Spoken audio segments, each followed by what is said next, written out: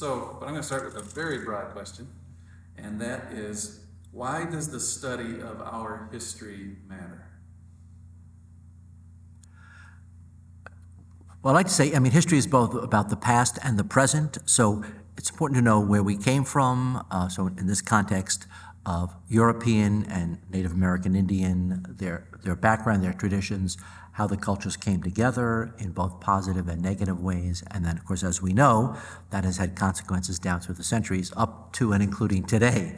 So I think partly why I think you're doing this film is to kind of look at the history, but also where that has brought us and where are we today and how can we continue to develop and, of course, heal relationships, let's say, between, for us it's between, the Jesuits and the Haudenosaunee people, but more broadly, the native peoples that were here and later comers and the current, our current world, and how these two groups can and should interact in a more positive and healthy and helpful way. That's good. That was real good. So, another broad question. Why did the Jesuits come to upstate New York in the first place? So the Jesuits were founded in 1540, of course, not long after the opening up of the New World and also the opening of Asia.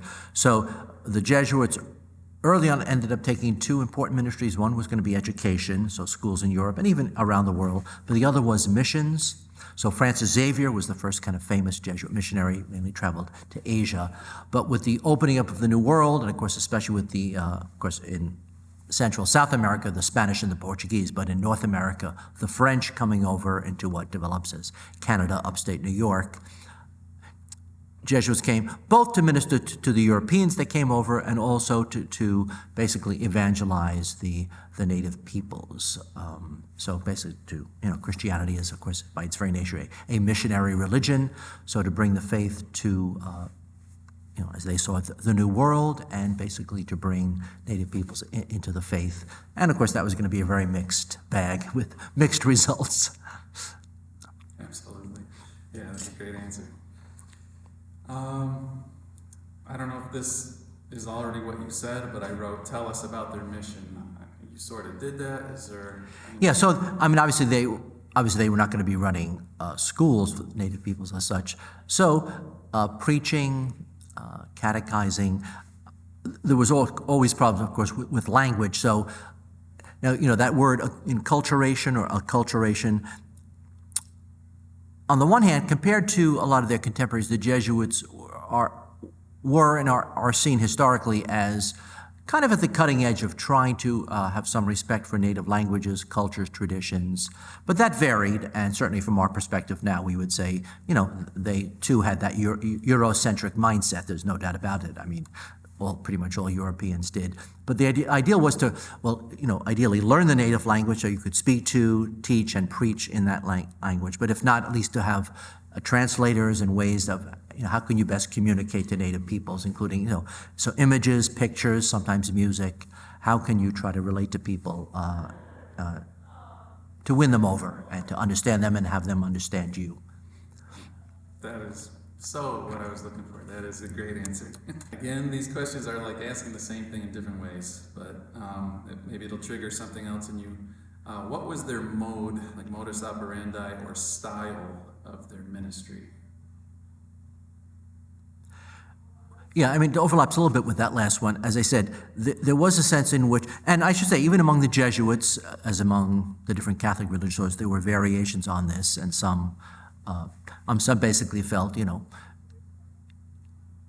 evangelizing and bringing Christianity to non-European peoples, basically to Europeanize them as well as Christianize them.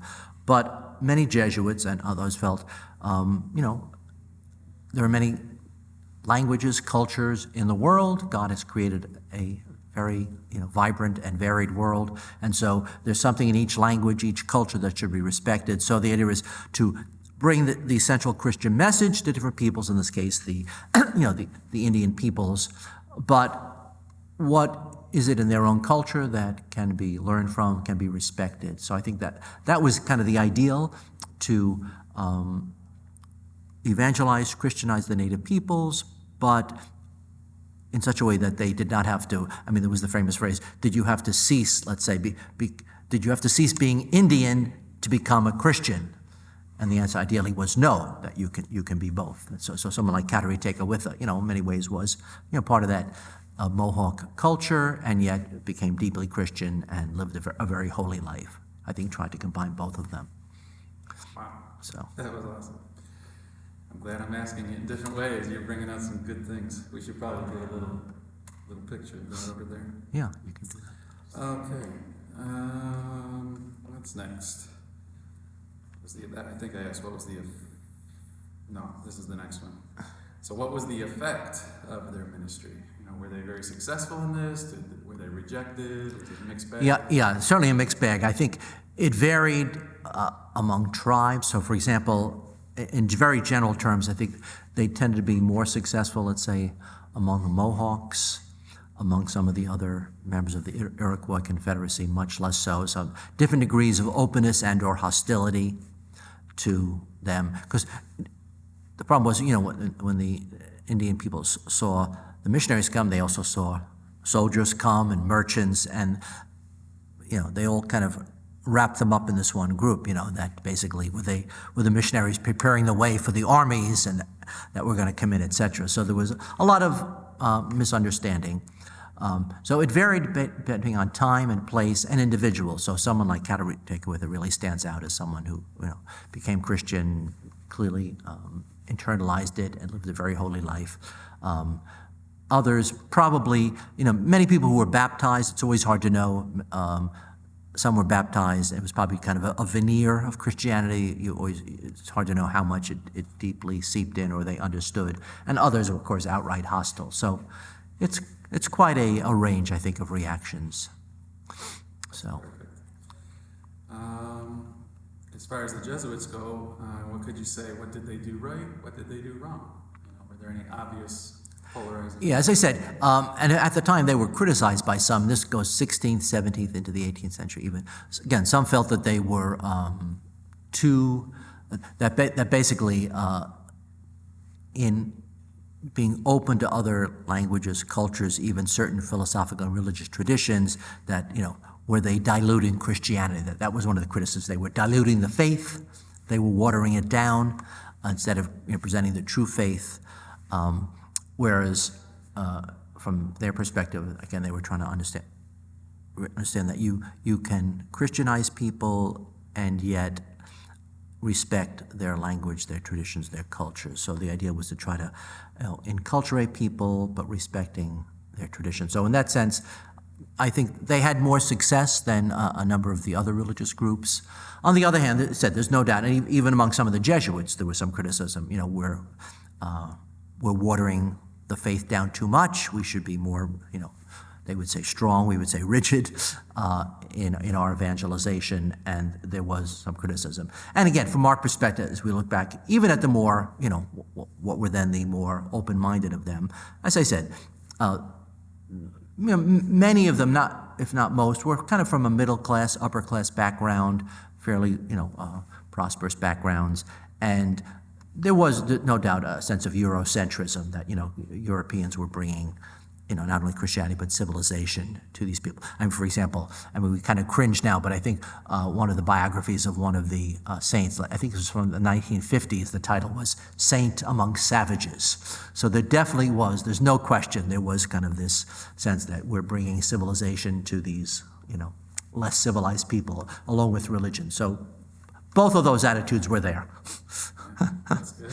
That's a good accurate. I like that portrayal. So again, these are all asking so similar. Now, I know in our history in the Seneca area, my questions are what happened, what was the result? Eventually, there was the invasion of the French army under, Marquis de Denonville, and burning these main cities like the one in Victor, Ganondagan and Todiacton. These were key. Like native villages? Yeah, burning all these villages. So we had read that there was one of the early fathers was pleading the case with them not to come and do this marching, but they were all called back to Quebec, I believe.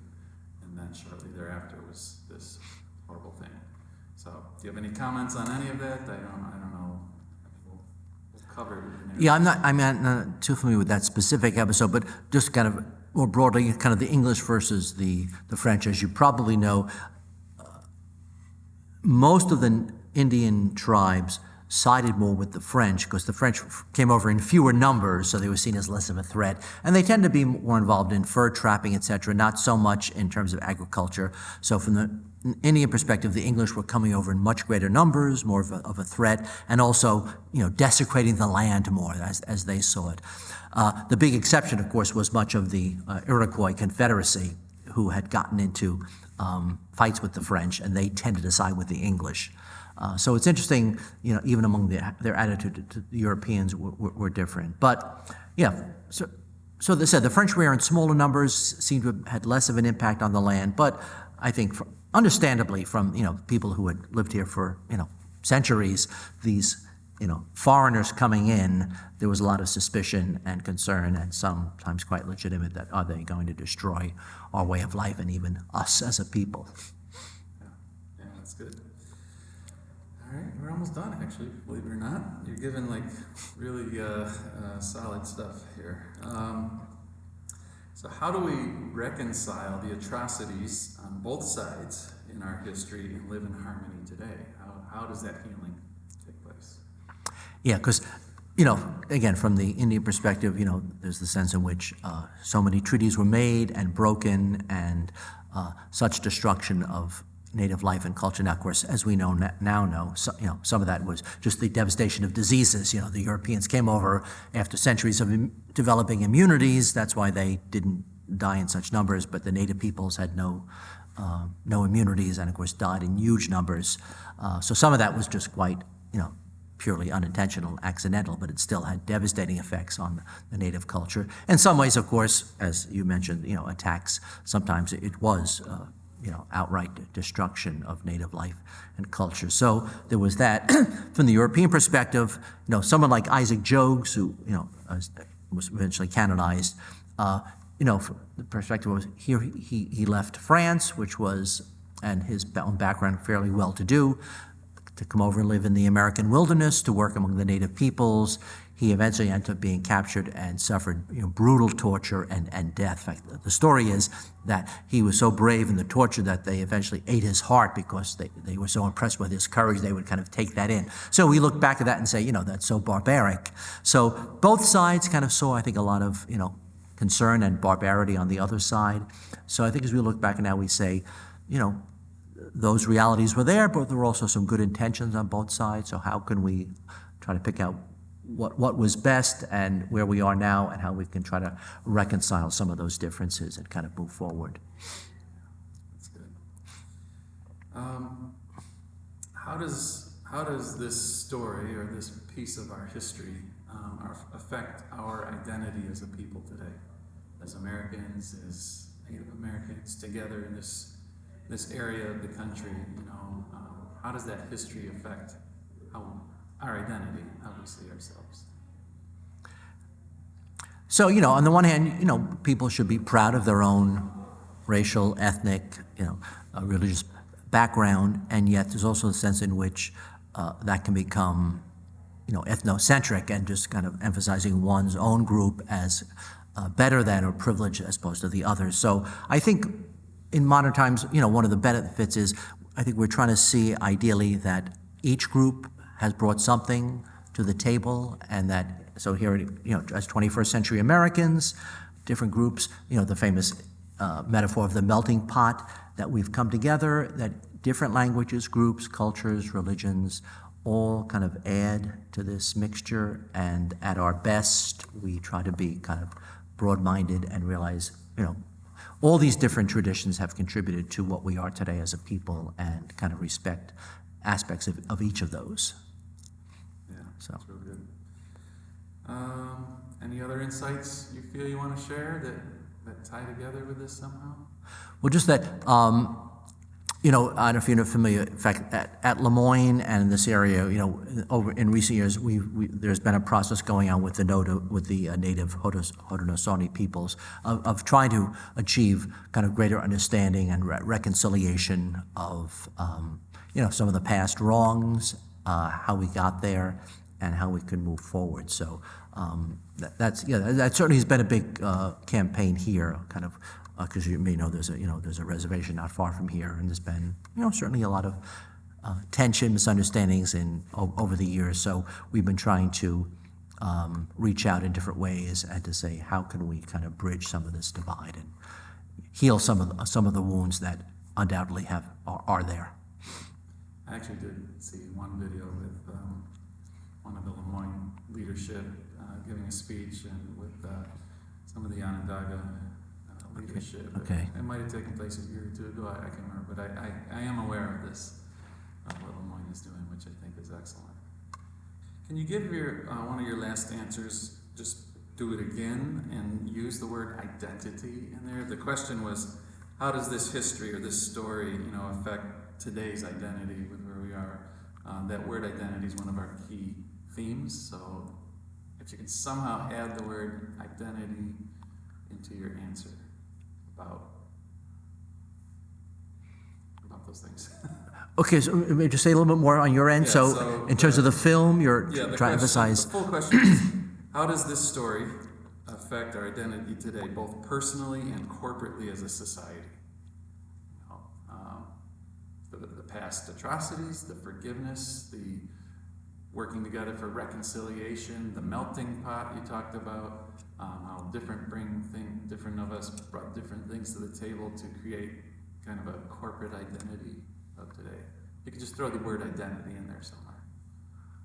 All right, I'll give it a shot. Because actually I'm working on a project kind of on early modern British and Irish Catholic stuff, and that's part of the whole thing about both national and religious identity. So as Americans, we have this sense of kind of our identity as a people. Of course, and some are emphasizing certain aspects of that. Kind of one extreme, white nationalism or black nationalism or certain religious traditions as dominant. So I think at our best, in terms of our American identity, we realize that we've come from many places. There are many traditions, political, cultural, religious, that have contributed to the American identity, and that ideally we're our best when we realize the richness of, shall we say, that tapestry, that all those elements that have come together and created this kind of modern, ideal American identity. Yeah, there we go. Nice.